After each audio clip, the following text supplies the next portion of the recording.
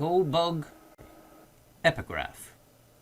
What ho! What ho! This fellow is dancing mad. He hath been bitten by the tarantula.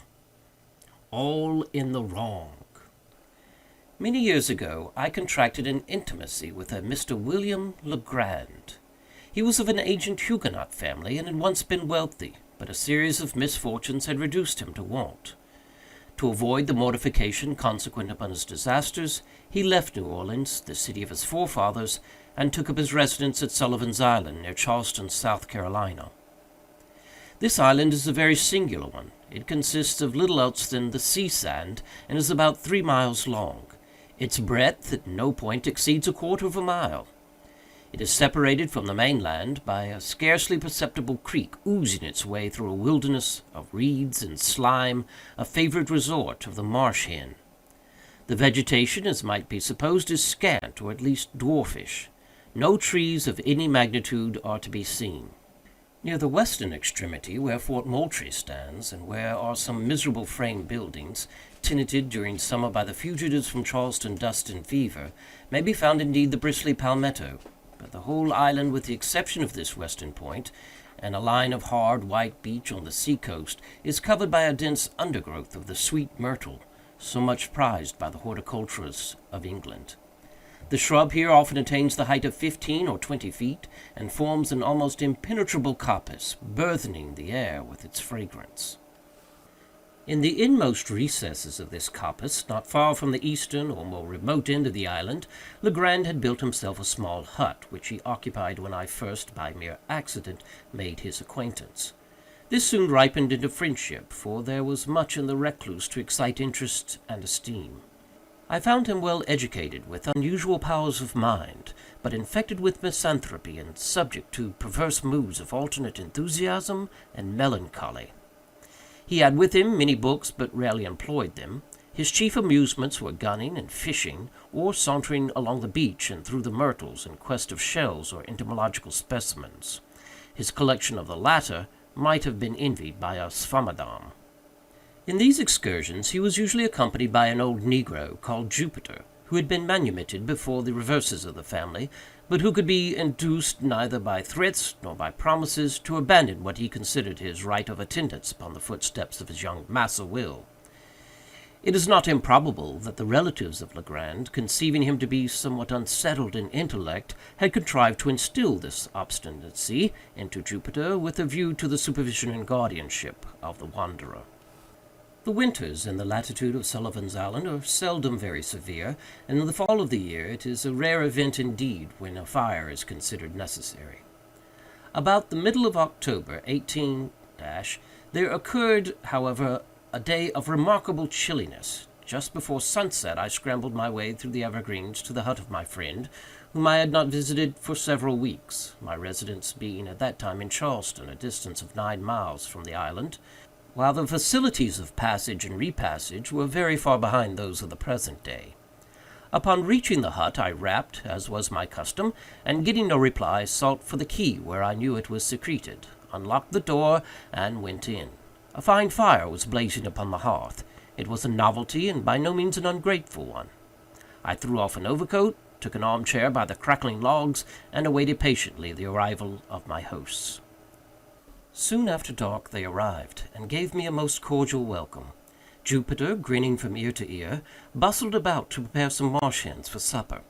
Legrand was in one of his fits (how else shall I term them?)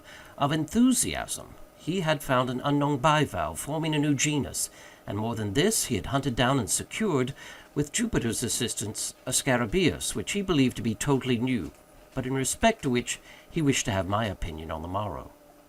"And why not to-night?" I asked, rubbing my hands over the blaze, and wishing the whole tribe of scarabaei at the devil. "Ah, if I had only known you were here," said Legrand. "But it's so long since I saw you, and how could I foresee that you would pay me a visit this very night of all others? As I was coming home, I met Lieutenant G from the fort, and very foolishly I lent him the bug, so it will be impossible for you to see it until the morning. Stay here to-night, and I will send Jup down for it at sunrise. It is the loveliest thing in creation." "What! Sunrise?" Nonsense! No, the bug. It is of a brilliant gold color, about the size of a large hickory nut, with two jet-black spots near one extremity of the back, and another, somewhat longer, at the other. The antennae are— "There ain't no tin in him, Massa Will, I keep tellin' on you," here interrupted Jupiter. "The bug is a goole bug, solid every bit of him, inside and all 'cept him wing. Never feel half so heavy a bug in my life." "Well, suppose it is, Jup," replied Legrand, somewhat more earnestly, it seemed to me, than the case demanded. "Is that any reason for your letting the birds burn? The color," here he turned to me, "is really almost enough to warrant Jupiter's idea. You never saw a more brilliant metallic luster than the scales emit, but of this you cannot judge till tomorrow. In the meantime, I can give you some idea of the shape." Saying this, he seated himself at a small table, on which were a pen and ink, but no paper. He looked for some in a drawer, but found none. "Never mind," said he at length, "this will answer," and he drew from his waistcoat pocket a scrap of what I took to be very dirty foolscap, and made upon it a rough drawing with the pen. While he did this, I retained my seat by the fire, for I was still chilly. When the design was complete, he handed it to me without rising. As I received it, a loud growl was heard, succeeded by a scratching at the door. Jupiter opened it, and a large Newfoundland, belonging to Legrand, rushed in, leaped upon my shoulders, and loaded me with caresses, for I had shown him much attention during previous visits. When his gambols were over, I looked at the paper, and, to speak the truth, found myself not a little puzzled at what my friend had depicted. "Well," I said, after contemplating it for some minutes, "this is a strange scarabæus, I must confess. New to me, never saw anything like it before, unless it was a skull or a death's head, which it more nearly resembles than anything else that has come under my observation." "A death's head?" echoed Legrand.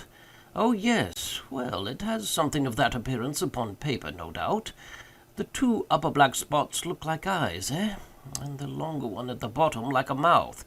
And then the shape of the whole is oval." "Perhaps so," said I, "but, Legrand, I fear you are no artist. I must wait until I see the beetle itself, if I am to form any idea of its personal appearance." "Well, I don't know," said he, a little rattled. "I draw tolerably, should do it at least, have had good masters, and flatter myself that I am not quite a blockhead." "But, my dear fellow, you are joking, then," said I. "This is a very passable skull. Indeed, I may say that it is a very excellent skull, according to the vulgar notions about such specimens of physiology, and your scarabæus must be the queerest scarabæus in the world, if it resembles it. Why, we may get up a very thrilling bit of superstition upon this hint. I presume you will call the bug Scarabæus caput hominis, or something of that kind. There are many similar titles in the natural histories. But where are the antennae you spoke of?" "The antennae," said Legrand, who seemed to be getting unaccountably warm upon the subject.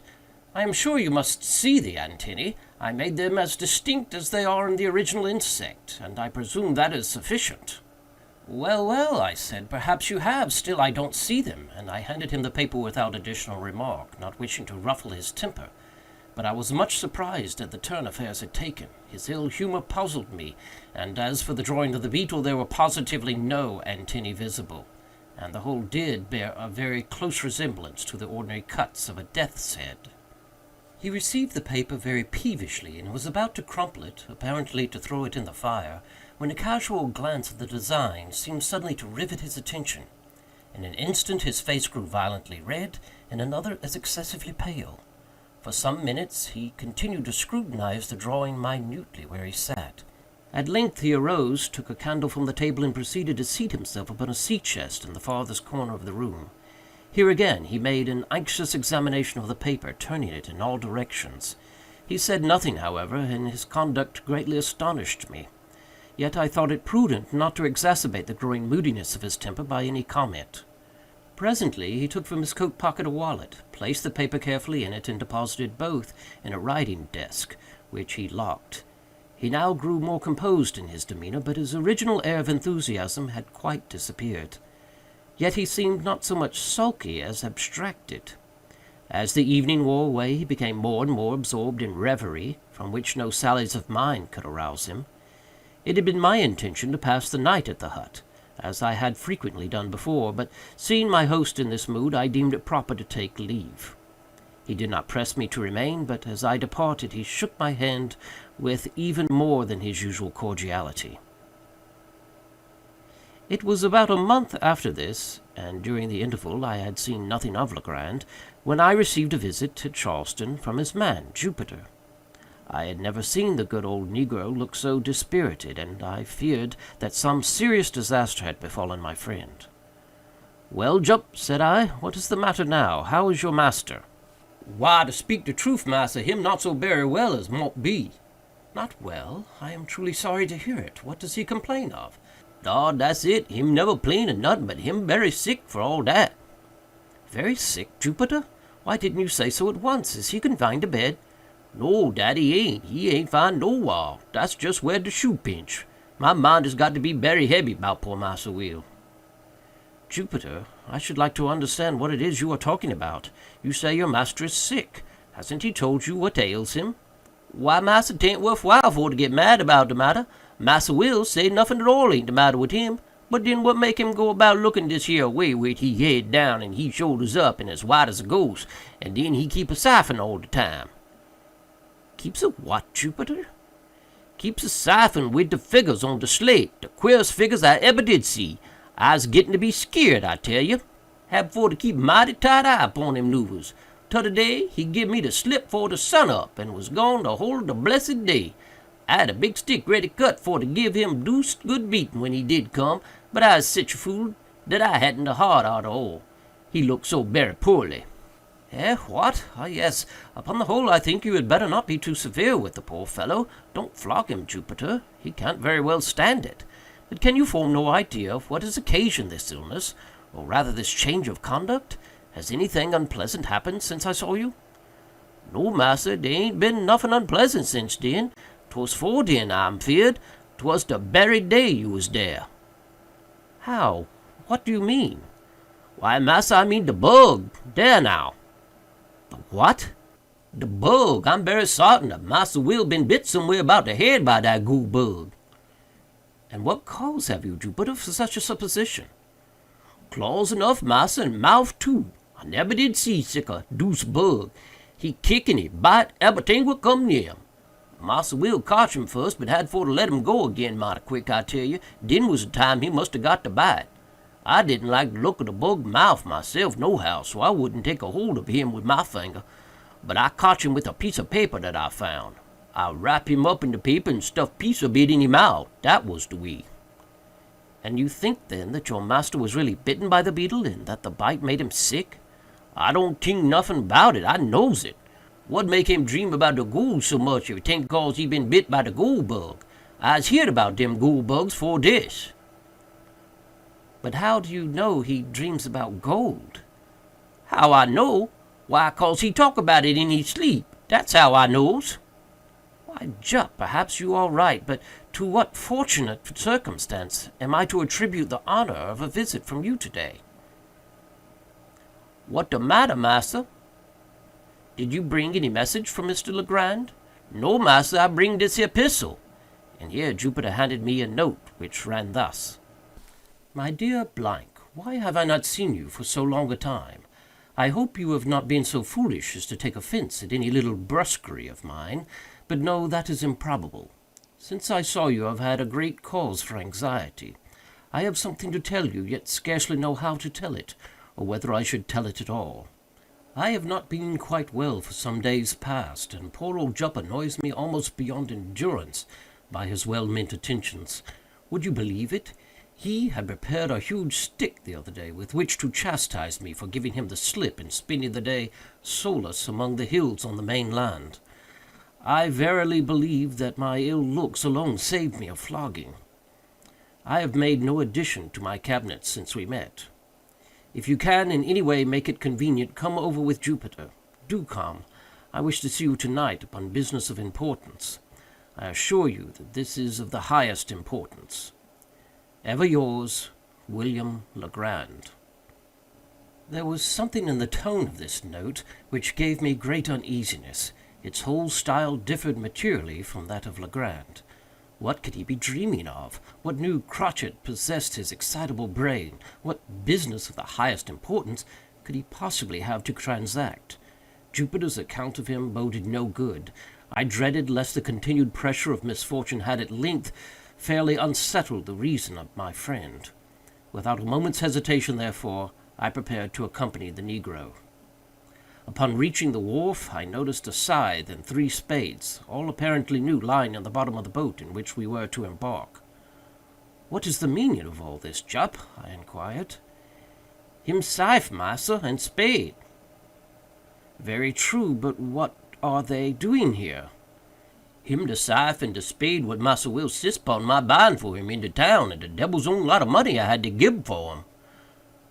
"But what, in the name of all that is mysterious, is your Massa Will going to do with scythes and spades?" "Dat's more dan I know, and debbil take me if I don't believe 'tis more dan he know too. And it's all come of de bug." Finding that no satisfaction was to be obtained of Jupiter, whose whole intellect seemed to be absorbed by "the bug," I now stepped into the boat and made sail. With a fair and strong breeze, we soon ran into the little cove to the northward of Fort Moultrie, and a walk of some 2 miles brought us to the hut. It was about 3 in the afternoon when we arrived. Legrand had been awaiting us in eager expectation. He grasped my hand with a nervous expressment which alarmed me and strengthened the suspicions already entertained. His countenance was pale even to ghastliness, and his deep-set eyes glared with unnatural lustre. After some inquiries respecting his health, I asked him, not knowing what better to say, if he had yet obtained the scarabæus from Lieutenant G. "Oh, yes," he replied, coloring violently. "I got it from him the next morning. Nothing should tempt me to part with that scarabæus. Do you know that Jupiter is quite right about it?" "In what way?" I asked, with a sad foreboding at heart. "In supposing it to be a bug of real gold," he said, with an air of profound seriousness, and I felt inexpressibly shocked. "This bug is to make my fortune," he continued, with a triumphant smile, "to reinstate me in my family possessions. Is it any wonder, then, that I prize it? Since fortune has thought fit to bestow it upon me, I have only to use it properly, and I shall arrive at the gold of which it is the index. Jupiter, bring me that scarabæus." "What, de bug, massa? I'd ruther not go for to trouble dat bug. You must get him for your own self." Hereupon Legrand arose with a grave and stately air, and brought me the beetle from a glass case in which it was enclosed. It was a beautiful scarabæus, and at the time unknown to naturalists. Of course a great prize in a scientific point of view. There were 2 round black spots near one extremity of the back, and a long one near the other. The scales were exceedingly hard and glossy, with all the appearance of burnished gold. The weight of the insect was very remarkable, and taking all things into consideration, I could hardly blame Jupiter for his opinion respecting it. But what to make of Legrand's concordance with that opinion, I could not for the life of me tell. "I sent for you," said he, in a grandiloquent tone, when I had completed my examination of the beetle, "I sent for you that I might have your counsel and assistance in furthering the views of fate and of the bug." "My dear Legrand," I cried, interrupting him, "you are certainly unwell, and had better use some little precautions. You shall go to bed, and I will remain with you a few days until you get over this. You are feverish, and—" "Feel my pulse," said he. I felt it, and, to say the truth, found not the slightest indication of fever. "But you may be ill and yet have no fever. Allow me this once to prescribe for you. In the first place, go to bed. In the next—" "You are mistaken," he interposed. "I am as well as I can expect to be under the excitement which I suffer. If you really wish me well, you will relieve this excitement." "And how is this to be done?" "Very easily. Jupiter and myself are going upon an expedition into the hills upon the mainland, and in this expedition we shall need the aid of some person in whom we can confide. You are the only one we can trust. Whether we succeed or fail, the excitement which you now perceive in me will be equally allayed." "I am anxious to oblige you in any way," I replied. "But do you mean to say that this infernal beetle has any connection with your expedition into the hills?" "It has." "Then, Legrand, I can become a party to no such absurd proceeding." "I am sorry, very sorry, for we shall have to try it by ourselves."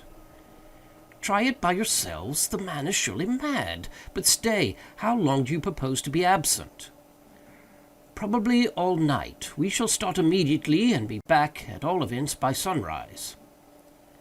"And will you promise me, upon your honor, that when this freak of yours is over, and the bug business, good God, settled to your satisfaction, you will then return home and follow my advice implicitly, as that of your physician?"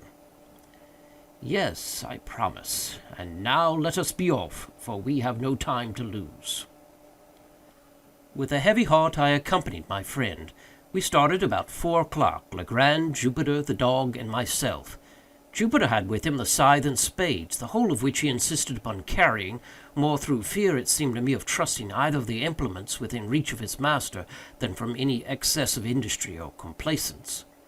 His demeanor was dogged in the extreme, and "dat deuce bug" were the sole words which escaped his lips during the journey. For my own part, I had charge of a couple of dark lanterns, while Legrand contented himself with a scarabæus, which he carried attached to the end of a bit of whipcord, twirling it to and fro with the air of a conjurer as he went. When I observed this last plain evidence of my friend's aberration of mind, I could scarcely refrain from tears. I thought it best, however, to humor his fancy, at least for the present, or until I could adopt some more energetic measures with a chance of success.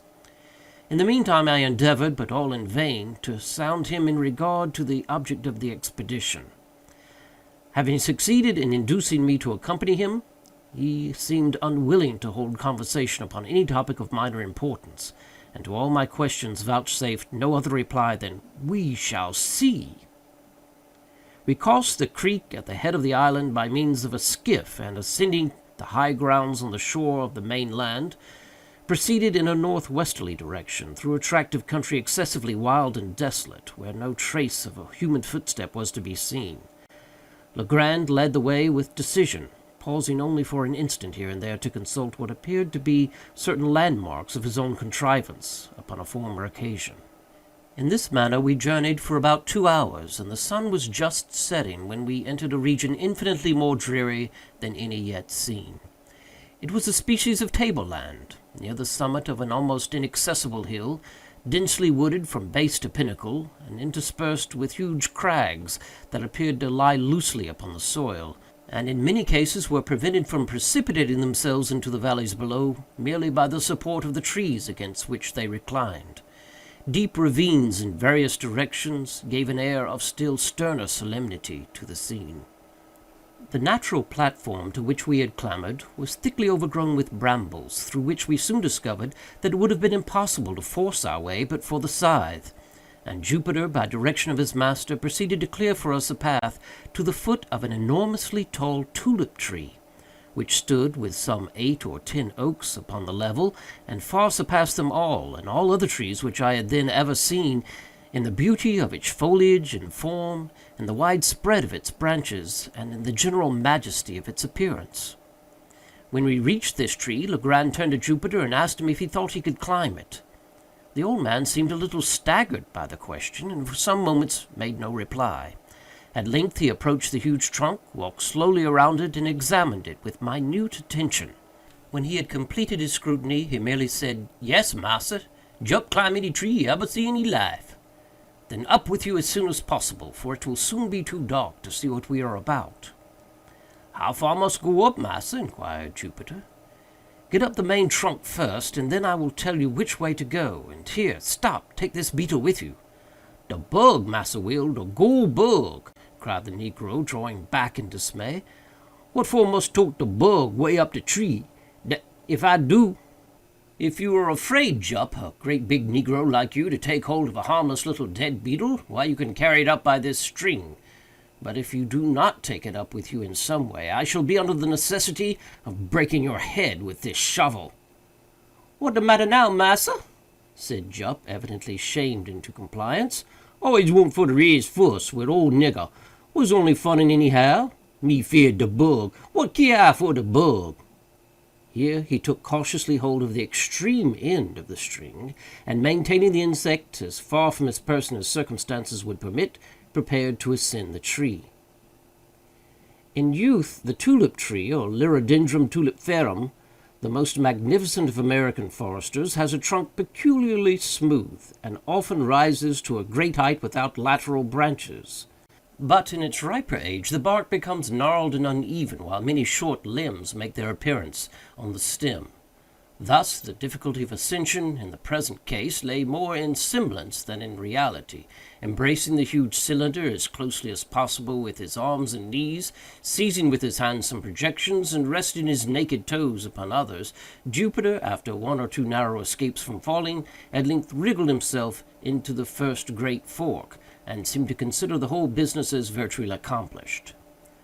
The risk of the achievement was, in fact, now over, although the climber was some 60 or 70 feet from the ground. "Which way must go now, Massa Will?" he asked. "Keep up the largest branch, the one on this side," said Legrand. The negro obeyed him promptly, and apparently with but little trouble, ascending higher and higher until no glimpse of his squat figure could be obtained through the dense foliage which enveloped it. Presently his voice was heard in a sort of halloo. "How much further is Garfield go?" "How high up are you?" asked Legrand. "Ebber so fur," replied the negro. "Can see the sky from the top of the tree." "Never mind the sky, but attend to what I say. Look down the trunk, and count the limbs below you on this side. How many limbs have you passed?" "1, 2, 3, 4, 5. I done pass 5 big limb, massa, pon this side." "Then go 1 limb higher." In a few minutes the voice was heard again, announcing that the 7th limb was attained. "Now, Jup," cried Legrand, evidently much excited, "I want you to work your way out upon that limb as far as you can. If you see anything strange, let me know."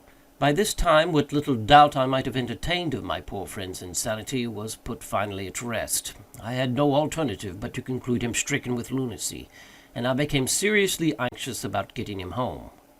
While I was pondering upon what was best to be done, Jupiter's voice was again heard. "Most feared for to venture upon this limb berry far. 'Tis dead limb pretty much all the way." "Did you say it was a dead limb, Jupiter?" cried Legrand in a quavering voice. "Yes, massa, him dead as the door nail. Done up for certain. Done departed this here life." "What in the name of heaven shall I do?" asked Legrand, seemingly in the greatest distress. "Do?" said I, glad of an opportunity to impose a word. "Why, come home and go to bed. Come now, that's a fine fellow. It's getting late, and besides, you remember your promise." "Jupiter," cried he, without heeding me in the least, "do you hear me?" "Yes, Massa Will, hear you ever so plain." "Try the wood well, then, with your knife, and see if you think it very rotten." "Him rotten, massa, sure enough," replied the negro in a few moments, "but not so very rotten as malt be. Malt venture out little way pon the limb by myself, that's true." "By yourself? What do you mean?" "Why, I mean de bug. 'Tis berry heavy bug. S'pose I drop him down first, and den the limb won't break with just the weight of one nigger." "You infernal scoundrel!" cried Legrand, apparently much relieved. "What do you mean by telling me such nonsense as that? As sure as you drop that beetle, I'll break your neck. Look here, Jupiter, do you hear me?" "Yes, massa. Needn't holler at poor nigger dat style." "Well, now listen. If you will venture out on the limb as far as you think safe, and not let go the beetle, I'll make you a present of a silver dollar as soon as you get down." "I'm gwine, Massa Will, 'deed I is," replied the negro very promptly. "Mos' out to the end now." "Out to the end!" here fairly screamed Legrand. "Do you say you are out to the end of that limb?" "Soon be to the end, massa. Oh, Lord Gallimassy, what is this here upon the tree?" "Well," cried Legrand, highly delighted, "what is it?" "Why, 'tain't nothing but a skull. Somebody been left him head up the tree, and the crows done gobble every bit of meat off." "A skull, you say? Very well. How is it fastened to the limb? What holds it on?" "Sure enough, massa, must look. Why, this berry curious sarcumstance, pon my word, there's a great big nail in the skull what fastens it on to the tree." "Well, now, Jupiter, do exactly as I tell you. Do you hear?" "Yes, massa." "Pay attention, then. Find the left eye of the skull." "Hum, that's good. Why, there ain't no eye left at all." "Curse your stupidity. Do you know your right hand from your left?" "Yes, I knows dat, knows all about dat. 'Tis my left hand what I chops the wood wid." "To be sure, you are left-handed, and your left eye is on the same side as your left hand. Now, I suppose, you can find the left eye of the skull, or the place where the left eye has been. Have you found it?" Here was a long pause. At length the negro asked, "Is de lef eye of de skull pon the same side as de lef hand of de skull, too? Cause de skull ain't got not a bit of hand at all. Nebber mind, I got de lef eye now. Here de lef eye. What must do wid it?" "Let the beetle drop through it as far as the string will reach, but be careful and not let go your hold of the string." "All dat done, Massa Will. Mighty easy ting for to put de bug through de hole. Look out for him there below."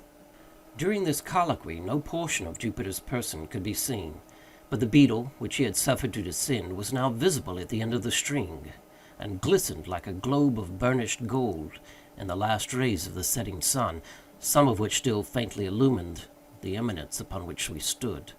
The scarabæus hung quite clear of any branches, and if allowed to fall, would have fallen at our feet.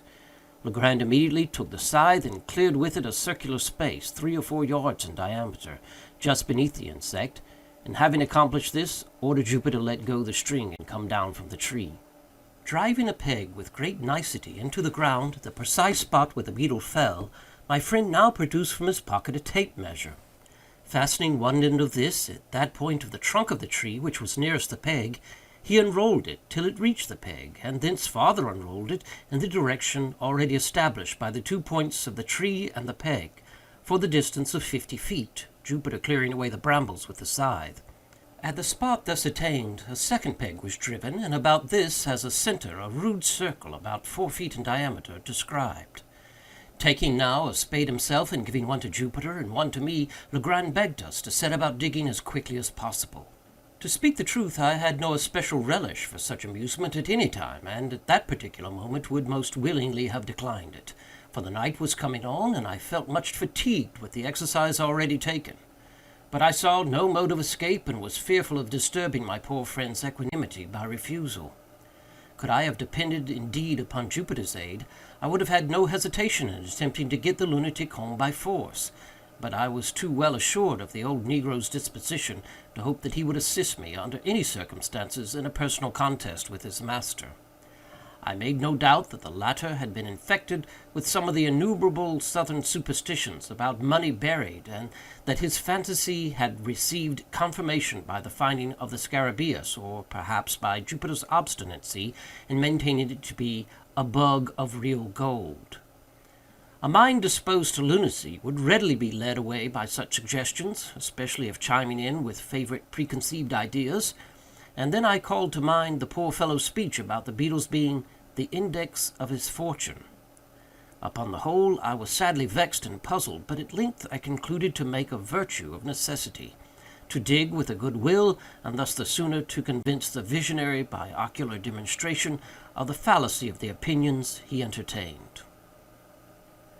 The lanterns having been lit, we all fell to work with a zeal worthy of a more rational cause, and, as the glare fell upon our persons and implements, I could not help thinking how picturesque a group we composed, and how strange and suspicious our labors must have appeared to any interloper who, by chance, might have stumbled upon our whereabouts. We dug very steadily for 2 hours. Little was said, and our chief embarrassment lay in the yelpings of the dog, who took exceeding interest in our proceedings. He at length became so obstreperous that we grew fearful of his giving the alarm to some stragglers in the vicinity, or rather this was the apprehension of Legrand. For myself, I should have rejoiced at any interruption which might have enabled me to get the wanderer home.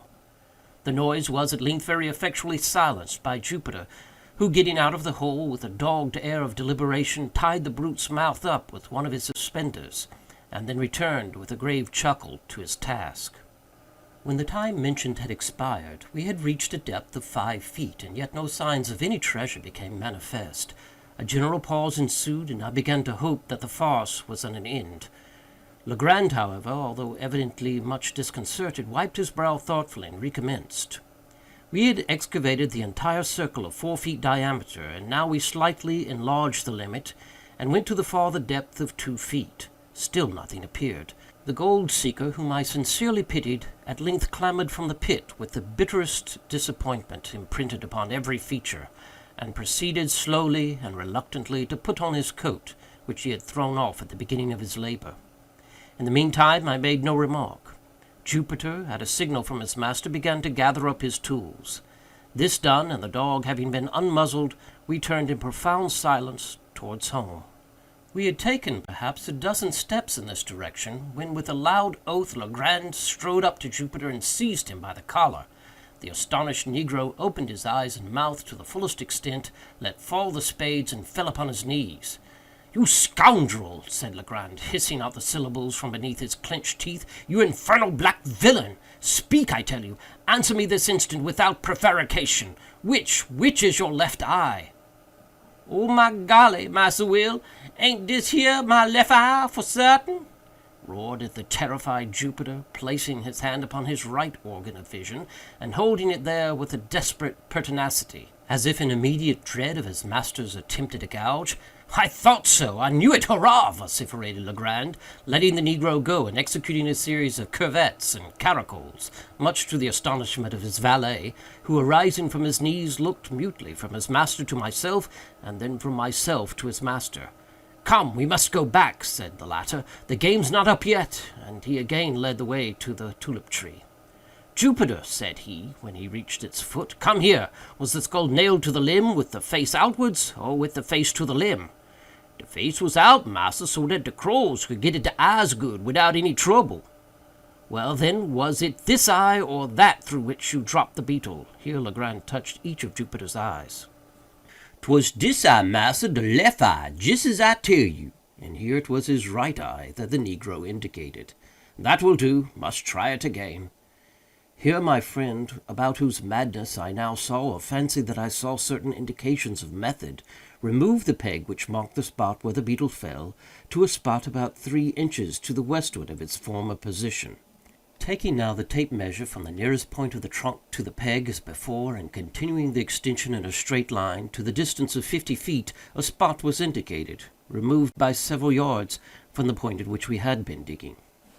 Around the new position a circle, somewhat larger than in the former instance, was now described, and we again set to work with the spades.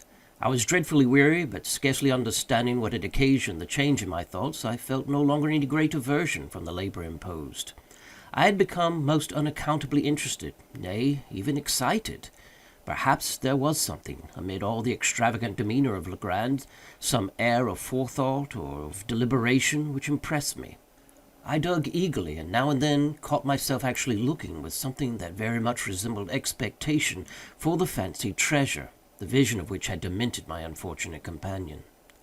At a period when such vagaries of thought most fully possessed me, and when we had been at work perhaps an hour and a half, we were again interrupted by the violent howlings of the dog. His uneasiness in the first instance had been evidently but the result of playfulness or caprice, but he now assumed a bitter and serious tone. Upon Jupiter's again attempting to muzzle him, he made furious resistance, and leaping into the hole, tore up the mold frantically with his claws. In a few seconds he had uncovered a mass of human bones, forming 2 complete skeletons, intermingled with several buttons of metal and what appeared to be the dust of decayed woolen. 1 or 2 strokes of a spade upturned the blade of a large Spanish knife, and as we dug farther, 3 or 4 loose pieces of gold and silver coin came to light. At sight of these, the joy of Jupiter could scarcely be restrained, but the countenance of his master wore an air of extreme disappointment. He urged us, however, to continue our exertions, and the words were hardly uttered when I stumbled and fell forward, having caught the toe of my boot in a large ring of iron that lay half buried in the loose earth. We now worked in earnest, and never did I pass 10 minutes of more intense excitement. During this interval we had fairly unearthed an oblong chest of wood, which, from its perfect preservation and wonderful hardness, had plainly been subjected to some mineralizing process, perhaps that of the bichloride of mercury. This box was 3.5 feet long, 3 feet broad, and 2.5 feet deep. It was firmly secured by bands of wrought iron, riveted and forming a kind of open trellis work over the whole. On each side of the chest, near the top, were 3 rings of iron, 6 in all, by means of which a firm hold could be obtained by 6 persons. Our utmost united endeavors served only to disturb the coffer very slightly in its bed. We at once saw the impossibility of removing so great a weight. Luckily, the sole fastenings of the lid consisted of 2 sliding bolts. These we drew back, trembling and panting with anxiety. In an instant, a treasure of incalculable value lay gleaming before us. As the rays of the lanterns fell within the pit, there flashed upwards a glow and a glare from a confused heap of gold and of jewels that absolutely dazzled our eyes. I shall not pretend to describe the feelings with which I gazed. Amazement was, of course, predominant. Legrand appeared exhausted with excitement, and spoke very few words. Jupiter's countenance wore for some minutes as deadly a pallor as it is possible, in nature of things, for any negro's visage to assume. He seemed stupefied, thunderstricken. Presently he fell upon his knees in the pit, and burying his naked arms up to the elbows in gold, let them there remain, as if enjoying the luxury of a bath. At length, with a deep sigh, he exclaimed, as if in soliloquy, "And dis all come of de goo bug, de putty goo bug, de poor little goo bug what I boozed in dat savage kind of style. Ain't you shamed of yourself, nigger? Answer me dat." It became necessary at last that I should arouse both master and valet to the expediency of removing the treasure. It was growing late, and behooved us to make exertion, that we might get everything housed before daylight. It was difficult to say what should be done, and much time was spent in deliberation, so confused were the ideas of all. We finally lightened the box by removing 2/3 of its contents, when we were enabled, with some trouble, to raise it from the hole. The articles taken out were deposited among the brambles, and the dog left to guard them, with strict orders from Jupiter neither, upon any pretence, to stir from the spot, nor to open his mouth until our return. We then hurriedly made for home with the chest, reaching the hut in safety, but after excessive toil, at 1 o'clock in the morning. Worn out as we were, it was not in human nature to do more immediately. We rested until 2 and had supper, starting for the hills immediately afterwards, armed with 3 stout sacks, which, by good luck, were upon the premises. A little before 4 we arrived at the pit, divided the remainder of the booty as equally as might be among us, and, leaving the holes unfilled, again set out for the hut, at which, for the second time, we deposited our golden burthens, just as the first faint streaks of the dawn gleamed from over the tree-tops in the east. We were now thoroughly broken down, but the intense excitement of the time denied us repose. After an unquiet slumber of some 3 or 4 hours' duration, we arose as if by preconcert to make examination of our treasure. The chest had been full to the brim, and we spent the whole day and the greater part of the next night in a scrutiny of its contents. There had been nothing like order or arrangement. Everything had been heaped in promiscuously. Having assorted all with care, we found ourselves possessed of even vaster wealth than we had at first supposed. In coin there was rather more than $450,000, estimating the value of the pieces, as accurately as we could, by the tables of the period. There was not a particle of silver. All was gold of antique date and of great variety, French, Spanish, and German money, and a few English guineas, and some counters, of which we had never seen specimens before. There were several very large and heavy coins, so worn that we could make nothing of their inscriptions. There was no American money. The value of the jewels we found more difficulty in estimating. There were diamonds, some of them exceedingly large and fine, 110 in all, and not one of them small, 18 rubies of remarkable brilliancy, 310 emeralds, all very beautiful, and 21 sapphires with an opal. These stones had all been broken from their settings and thrown loose in the chest. The settings themselves, which we picked out from among the other gold, appeared to have been beaten up with hammers, as if to prevent identification. Besides all this, there was a vast quantity of solid gold ornaments, nearly 200 massive finger and earrings, rich chains, 30 of these, if I remember, 83 very large and heavy crucifixes, 5 gold censers of great value, a prodigious golden punch bowl ornamented with richly chased vine leaves and bacchanalian figures, with 2 sword handles exquisitely embossed, and many other smaller articles which I cannot recollect. The weight of these valuables exceeded 350 pounds avoirdupois, and in this estimate I have not included 197 superb gold watches, 3 of the number being worth each $500, if one. Many of them were very old, and as timekeepers valueless, the works having suffered more or less from corrosion, but all were richly jewelled, and in cases of great worth. We estimated the entire contents of the chest that night at $1.5 million, and, upon the subsequent disposal of the trinkets and jewels, a few being retained for our own use, it was found that we had greatly undervalued the treasure. When at length we had concluded our examination, and the intense excitement of the time had, in some measure, subsided, Legrand, who saw that I was dying with impatience for a solution of this most extraordinary riddle, entered into a full detail of all the circumstances connected with it. "You remember," said he, "the night when I handed you the rough sketch I had made of the scarabæus. You recollect, also, that I became quite vexed at you for insisting that my drawing resembled a death's head. When you first made this assertion, I thought you were jesting, but afterwards I called to mind the peculiar spots on the back of the insect, and admitted to myself that your remark had some little foundation in fact. Still, the sneer at my graphic powers irritated me, for I am considered a good artist, and therefore, when you handed me the scrap of parchment, I was about to crumple it up and throw it angrily into the fire." "The scrap of paper, you mean?" said I. "No, it had much of the appearance of paper, and at first I supposed it to be such; but when I came to draw upon it, I discovered it at once to be a piece of very thin parchment. It was quite dirty, you remember.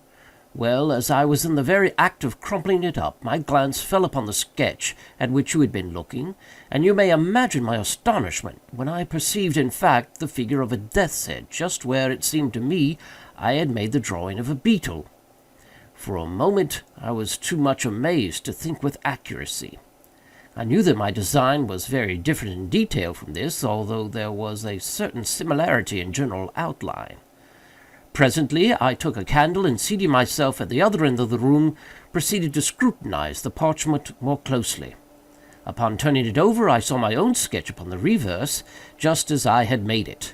My first idea now was mere surprise at the really remarkable similarity of outline, at the singular coincidence involved in the fact that, unknown to me, there should have been a skull on the other side of the parchment, immediately beneath my figure of the scarabæus, and that this skull, not only in outline but in size, should so closely resemble my drawing.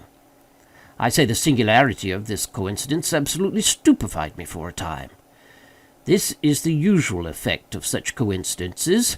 The mind struggles to establish a connection, a sequence of cause and effect, and, being unable to do so, suffers a species of temporary paralysis.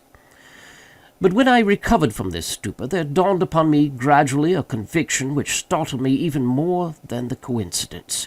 I began distinctly, positively to remember that there had been no drawing upon the parchment when I made my sketch of the scarabæus.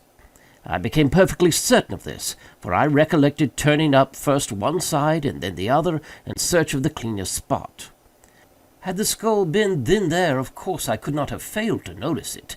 Here was indeed a mystery which I felt it impossible to explain, but even at that early moment there seemed to glimmer faintly within the most remote and secret chambers of my intellect a glow-worm-like conception of that truth which last night's adventure brought to so magnificent a demonstration. I arose at once, and putting the parchment securely away, dismissed all farther recollection until I should be alone. When you had gone, and when Jupiter was fast asleep, I betook myself to a more methodical investigation of the affair. In the first place, I considered the manner in which the parchment had come into my possession. The spot where we discovered the scarabæus was on the coast of the mainland, about a mile eastward of the island, and but a short distance above high water mark. Upon my taking hold of it, it gave me a sharp bite, which caused me to let it drop. Jupiter, with his accustomed caution, before seizing the insect, which had flown towards him, looked about him for a leaf, or something of that nature, by which to take hold of it. It was at this moment that his eyes and mine also fell upon the scrap of parchment, which I then supposed to be paper. It was lying half buried in the sand, a corner sticking up. Near the spot where we found it, I observed the remnants of the hull of what appeared to have been a ship's long-boat. The wreck seemed to have been there for a very great while, for the resemblance to boat timbers could scarcely be traced. Well, Jupiter picked up the parchment, wrapped the beetle in it, and gave it to me. Soon afterwards we turned to go home, and on the way met Lieutenant G. I showed him the insect, and he begged me to let him take it to the fort. Upon my consenting, he thrust it forthwith into his waistcoat pocket, without the parchment in which it had been wrapped, and which I had continued to hold in my hand during his inspection. Perhaps he dreaded my changing my mind, and thought it best to make sure of the prize at once. You know how enthusiastic he is on all subjects connected with natural history. At the same time, without being conscious of it, I must have deposited the parchment in my own pocket. You remember that when I went to the table for the purpose of making a sketch of the beetle, I found no paper where it was usually kept. I looked in the drawer and found none there. I searched my pockets, hoping to find an old letter, when my hand fell upon the parchment. I thus detailed the precise mode in which it came into my possession, for the circumstances impressed me with peculiar force. No doubt you will think me fanciful, but I had already established a kind of connection. I had put together two links of a great chain. There was a boat lying upon a sea-coast, and not far from the boat was a parchment, not a paper, with a skull depicted upon it. You will, of course, ask, where is the connection? I reply that the skull, or death's head, is the well-known emblem of the pirate. The flag of the death's head is hoisted in all engagements. I have said that the scrap was parchment and not paper. Parchment is durable, almost imperishable. Matters of little moment are rarely consigned to parchment, since, for the mere ordinary purposes of drawing or writing, it is not nearly so well adapted as paper. This reflection suggested some meaning, some relevancy in the death's head. I did not fail to observe also the form of the parchment. Although one of its corners had been, by some accident, destroyed, it could be seen that the original form was oblong. It was just such a slip, indeed, as might have been chosen for a memorandum, for a record of something to be long remembered and carefully preserved. "But," I interposed, "you say that the skull was not upon the parchment when you made the drawing of the beetle. How, then, do you trace any connection between the boat and the skull, since this latter, according to your own admission, must have been designed, God knows how or by whom, at some period subsequent to your sketching the scarabæus?" Ah, hereupon turns the whole mystery, although the secret, at this point, I had comparatively little difficulty in solving. My steps were sure, and could afford but a single result. I reasoned, for example, thus: when I drew the scarabæus, there was no skull apparent upon the parchment. When I had completed the drawing, I gave it to you, and observed you narrowly until you returned it. You, therefore, did not design the skull, and no one else was present to do it. Then it was not done by human agency, and nevertheless it was done. At this stage of my reflections, I endeavored to remember, and did remember with entire distinctness, every incident which occurred about the period in question. The weather was chilly, oh rare and happy accident! And a fire was blazing upon the hearth. I was heated with exercise, and sat near the table. You, however, had drawn a chair close to the chimney. Just as I placed the parchment in your hand, and as you were in the act of inspecting it, Wolf, the Newfoundland, entered, and leaped upon your shoulders. With your left hand you caressed him and kept him off, while your right, holding the parchment, was permitted to fall listlessly between your knees, and in close proximity to the fire. At one moment I thought the blaze had caught it, and was about to caution you, but before I could speak you had withdrawn it, and were engaged in its examination. When I considered all these particulars, I doubted not for a moment that heat had been the agent in bringing to light upon the parchment the skull which I saw designed upon it. You are well aware that chemical preparations exist, and have existed time out of mind, by means of which it is possible to write upon either paper or vellum, so that the characters shall become visible only when subjected to the action of fire. Zephyr, digested in agua regia, and diluted with 4 times its weight of water, is sometimes employed. A green tint results. The regulus of cobalt, dissolved in spirit of nitre, gives a red. These colours disappear at longer or shorter intervals after the material written upon cools, but again becomes apparent upon the reapplication of heat. I now scrutinized the death's head with care. Its outer edges, the edges of the drawing nearest the edge of the vellum, were far more distinct than the others. It was clear that the action of the caloric had been imperfect or unequal.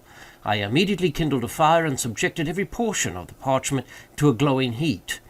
At first, the only effect was the strengthening of the faint lines in the skull, but upon persevering in the experiment, there became visible at the corner of the slip, diagonally opposite to the spot in which the death's head was delineated, the figure of what I at first supposed to be a goat. A closer scrutiny, however, satisfied me that it was intended for a kid. "Ha, ha!" said I, "to be sure, I have no right to laugh at you. $1.5 million of money is too serious a matter for mirth. But you are not about to establish a third link in your chain. You will not find any especial connection between your pirates and a goat. Pirates, you know, have nothing to do with goats. They appertain to the farming interest." "But I have just said that the figure was not that of a goat." "Well, a kid, then. Pretty much the same thing." "Pretty much, but not altogether," said Legrand. "You may have heard of one Captain Kidd. I at once looked upon the figure of the animal as a kind of punning or hieroglyphical signature. I say signature because its position upon the vellum suggested this idea.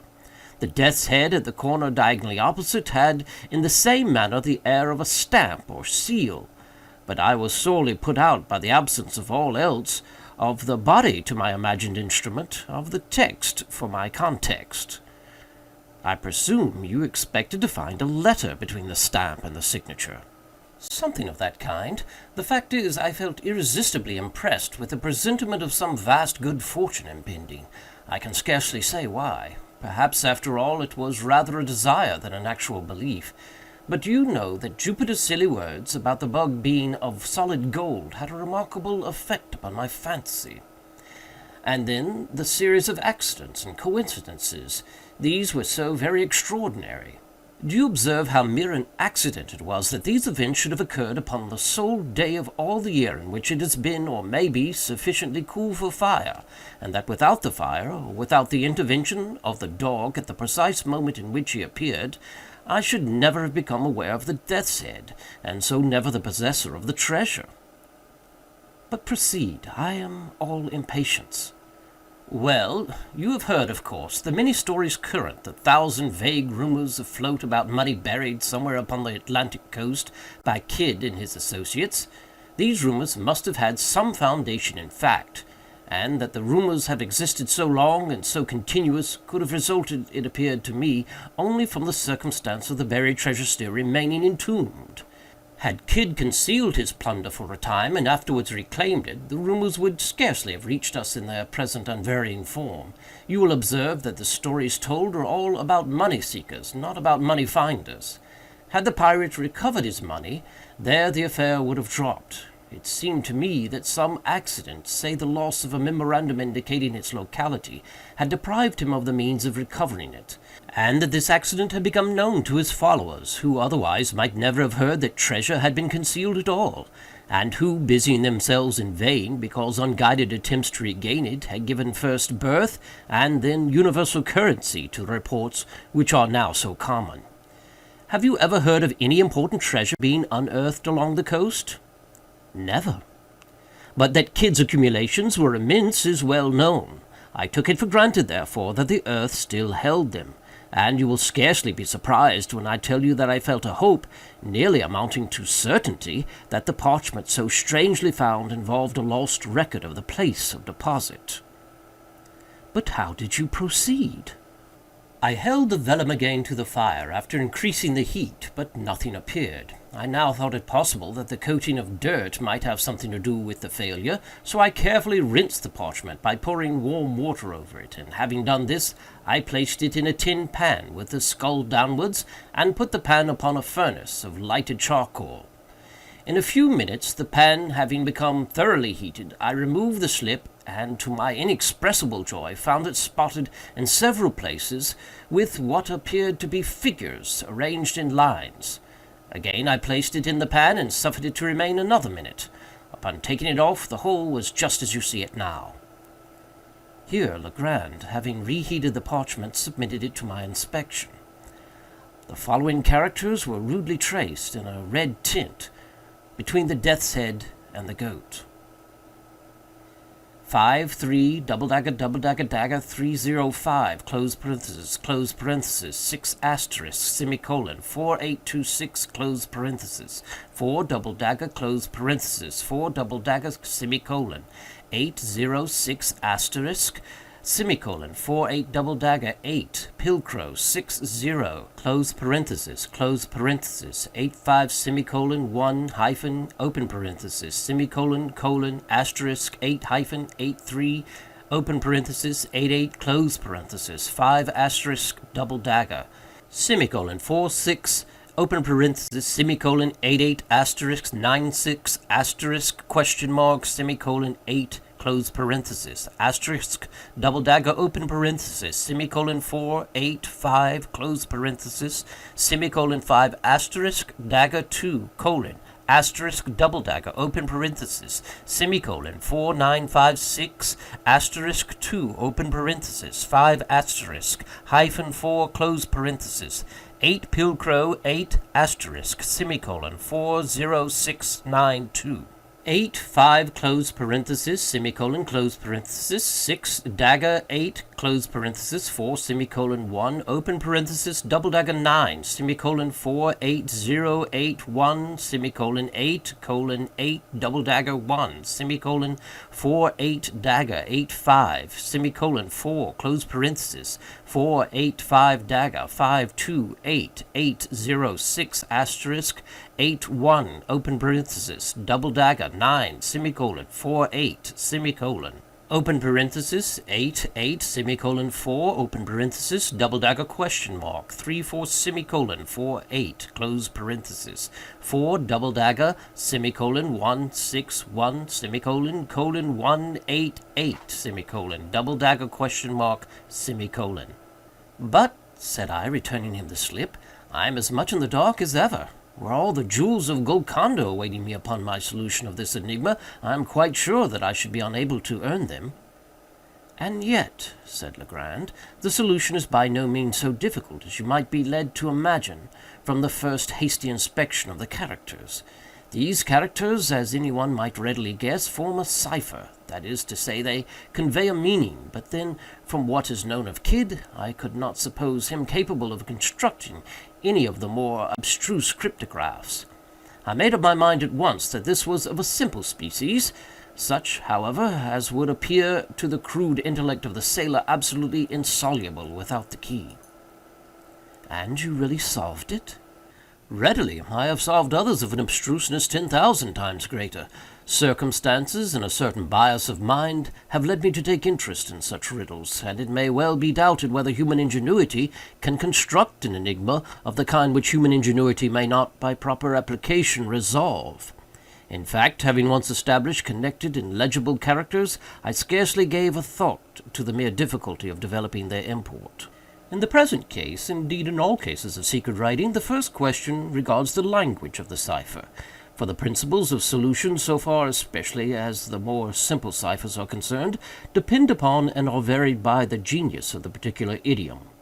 In general, there is no alternative but experiment, directed by probabilities, of every tongue known to him who attempts the solution, until the true one be attained. But, with the cipher now before us, all difficulty was removed by the signature. The pun upon the word kid is appreciable in no other language than the English. But for this consideration, I should have begun my attempts with the Spanish and French, as the tongues in which a secret of this kind would most naturally have been written by a pirate of the Spanish Main. As it was, I assumed the cryptograph to be English. You observe there are no divisions between the words. Had there been divisions, the task would have been comparatively easy. In such case, I should have commenced with a collation and analysis of the shorter words, and had a word of a single letter occurred, as is most likely, A or I, for example, I should have considered the solution as assured. But there being no division, my first step was to ascertain the predominant letters, as well as the least frequent. Counting all, I constructed a table thus. Of the character 8, there are 33, semicolon, 26, 4, 19, double dagger close parenthesis, 16, asterisk, 13, 5, 12, 6, 11, dagger 1, 8, 0, 6, 9, 2, 5, colon 3, 4, question mark, 3, pilcrow, 2, hyphen, 1. Now, in English, the letter which most frequently occurs is E. Afterwards, succession runs thus: A, O, I, D, H, N, R, S, T, U, Y, C, F, G, L, M, W, B, K, P, Q, X, Z. E predominates so remarkably that an individual sentence of any length is rarely seen in which it is not the prevailing character. Here, then, we leave in the very beginning the groundwork for something more than a mere guess. The general use which may be made of the table is obvious, but in this particular cipher we shall only very partially require its aid. As our predominant character is 8, we will commence by assuming it is the E of the natural alphabet. To verify the supposition, let us observe if the 8 is seen often in couples, for E is doubled with great frequency in English, in such words, for example, as meet, fleet, speed, seen, being, agree, etc. In the present instance, we see it doubled no less than 5 times, although the cryptograph is brief. Let us assume 8, then, as E. Now, of all words in the language, "the" is the most usual. Let us see, therefore, whether there are not repetitions of any 3 characters in the same order of collocation, the last of them being 8. If we discover repetitions of such letters so arranged, they will most probably represent the word "the." Upon inspection, we find no less than 7 such arrangements, the characters being semicolon, 4, 8. We may therefore assume that semicolon represents T, 4 represents H, and 8 represents E, the last being now well confirmed. Thus, a great step has been taken. But, having established a single word, we are enabled to establish a vastly important point, that is to say, several commencements and terminations of other words. Let us refer, for example, to the last instance but one in which the combination semicolon 4, 8 occurs, not far from the end of the cipher. We know that the semicolon immediately ensuing is the commencement of a word, and of the 6 characters succeeding this "the," we are cognizant of no less than 5. Let us set these characters down thus by the letters we know them to represent, leaving a space for the unknown. T space EETH. Here we are enabled at once to discard the TH as forming no portion of the word commencing with the first T, since by experiment of the entire alphabet for a letter adapted to the vacancy, we perceive that no word can be formed of which this TH can be a part. We are thus narrowed into T space EE, and going through the alphabet, if necessary, as before, we arrive at the word tree as the sole possible reading. We thus gain another letter R, represented by open parenthesis, with the words the tree in juxtaposition. Looking beyond these words for a short distance, we again see the combination semicolon 4, 8, and employ it by way of termination to what immediately precedes. We have thus the arrangement, the tree, semicolon 4, open parentheses, double dagger question mark, 3, 4, the. Or, substituting the natural letters where known, it reads thus: the tree, THR, double dagger question mark, 3H, the. Now, if in place of the unknown characters we leave blank spaces or substitute dots, we read thus: the tree, THR, dot, dot, dot, H, the. When the word through makes itself evident at once. But this discovery gives us 3 new letters, O, U, and G, represented by double dagger, question mark, and 3. Looking now narrowly through the cipher for combinations of known characters, we find not far from the beginning this arrangement, 8-3, open parenthesis, 8-8, or EGREE, which plainly is the conclusion of the word degree, and gives us another letter D represented by dagger. 4 letters beyond the word degree, we perceive the combination semicolon 4-6, open parenthesis, semicolon 8-8, translating the known characters and representing the unknown by dots. As before, we read thus: TH space RTEE dot, an arrangement immediately suggestive of the word 13, and again furnishing us with 2 new characters, I and N, represented by 6 and asterisk. Referring now to the beginning of the cryptograph, we find the combination 5-3, double dagger, dagger.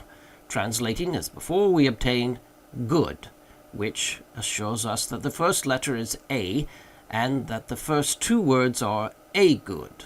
It is now time that we arrange our key as far as discovered in a tabular form to avoid confusion. It will stand thus: 5 represents A, dagger D, 8E, 3G, 4H, 6I, asterisk N, double dagger O, open parenthesis R, semicolon T.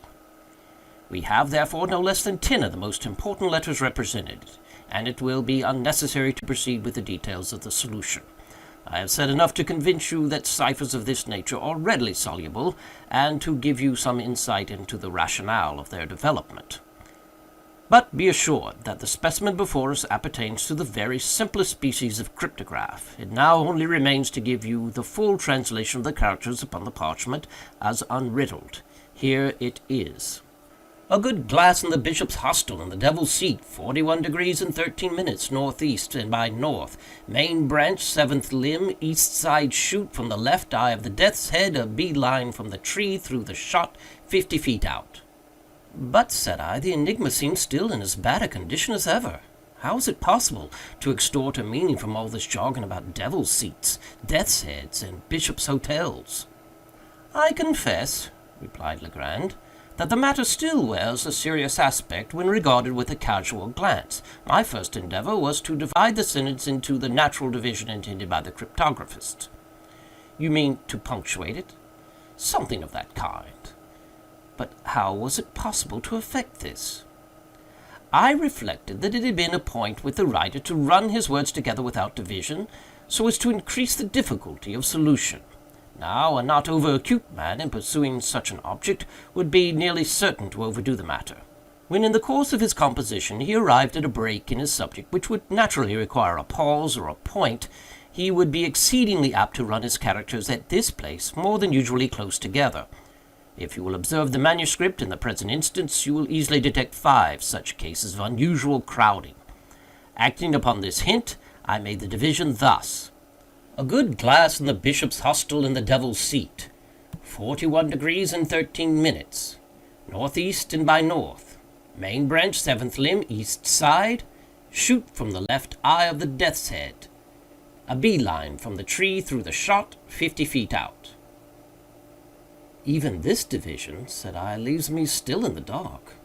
It left me also in the dark, replied Legrand, for a few days, during which I made diligent inquiry in the neighborhood of Sullivan's Island for any building which went by the name of the Bishop's Hotel, for of course I dropped the obsolete word hostel.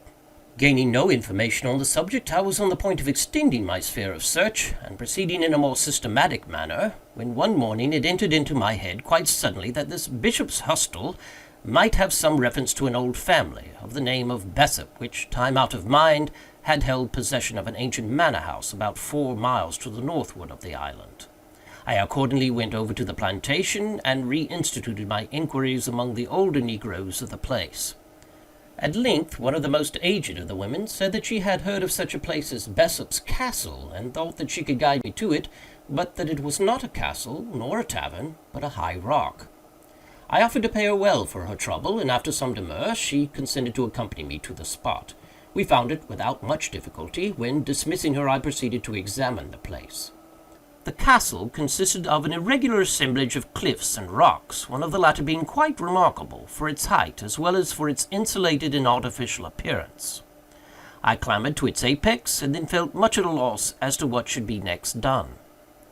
While I was busied in reflection, my eyes fell upon a narrow ledge in the eastern face of the rock, perhaps a yard below the summit upon which I stood. This ledge projected about 18 inches, and was not more than a foot wide, while a niche in the cliff just above it gave it a rude resemblance to one of the hollow-backed chairs used by our ancestors. I made no doubt that here was the Devil's Seat alluded to in the manuscript, and now I seemed to grasp the full secret of the riddle. The good glass, I knew, could have reference to nothing but a telescope, for the word glass is rarely employed in any other sense by seamen. Now here, I at once saw, was a telescope to be used, and a definite point of view, admitting no variation, from which to use it. Nor did I hesitate to believe that the phrases 41 degrees and 13 minutes, and northeast and by north, were intended as directions for the leveling of the glass. Greatly excited by these discoveries, I hurried home, procured a telescope, and returned to the rock. I let myself down to the ledge, and found that it was impossible to retain a seat upon it, except in one particular position. This fact confirmed my preconceived idea. I proceeded to use the glass. Of course, the 41 degrees and 13 minutes could allude to nothing but elevation above the visible horizon, since the horizontal direction was clearly indicated by the words northeast and by north. This latter direction I at once established by means of a pocket compass, Then, pointing the glass as nearly at an angle of 41 degrees of elevation as I could do it by guess, I moved it cautiously up or down until my attention was arrested by a circular rift or opening in the foliage of a large tree that overtopped its fellows in the distance. In the center of this rift I perceived a white spot, but could not at first distinguish what it was. Adjusting the focus of the telescope, I again looked, and now made it out to be a human skull. Upon this discovery, I was so sanguine as to consider the enigma solved, for the phrase main branch, seventh limb, east side, could refer only to the position of the skull upon the tree, while shoot from the left eye of the death's head admitted also of but one interpretation, in regard to a search for buried treasure.